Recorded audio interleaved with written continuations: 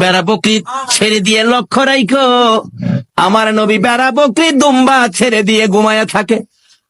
লোকেরা এসে খবর দেয়, খাদিজা গো, এমন রাখাল রাখছো, বেড়া বকরি দুম্বার দিকে খবর নাই, ঘুমায়া থাকে। তাই নাকি? মা খাদিজা একদিন রওনা হলেন, দেখি কি করে ঘুমাই। যাইয়া দেখে বেড়া বকরি দুম্বা ছেড়ে দিয়ে আমার আপনার নবী ঘুমিয়েছে। বড় বড় অজগর সাপ এসে নবীজির মাথার উপর ফনা ধরে ছায়া দিতেছে।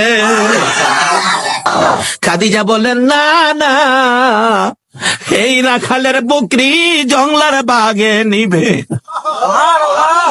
খাদিজা বাড়ির দিকে যায় আর ফিরা ফিরা চায়, এটা কেমন রাখাল রে? এই রাখাল তো সাধারণ কোনো মানুষ নয়। খাদিজা চিনে ফেলেছে। বেড়া বকরি দুম্বা নিয়ে বাড়িতে আসতে বলো আমার রাখালকে। আমার নবী দুপুর বেলায় বেড়া বকরি দুম্বা নিয়ে বাড়িতে রওনা হলে খাদিজা বাংলা রুমে বসে বসে দেখে, এটা কেমন রাখাল রে? যে রাখাল রোদ্রের মধ্যে আসতেছিল, আকাশের মেঘের টুকরা এসে রাখালের উপর ছায়া দেয়।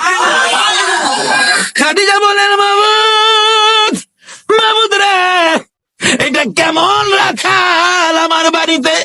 নিশ্চয়ই উনি সাধারণ কোনো মানুষ নয়, নিশ্চয়ই কোনো মহামানব হবে। আসেন, আর বেড়া বকরি দুম্বা আপনাকে চড়াইতে হবে না, শুধু এই জায়গার মধ্যে 2 ঘন্টার ওয়াজ। এই জায়গায় কি ঘটনা ঘটেছে।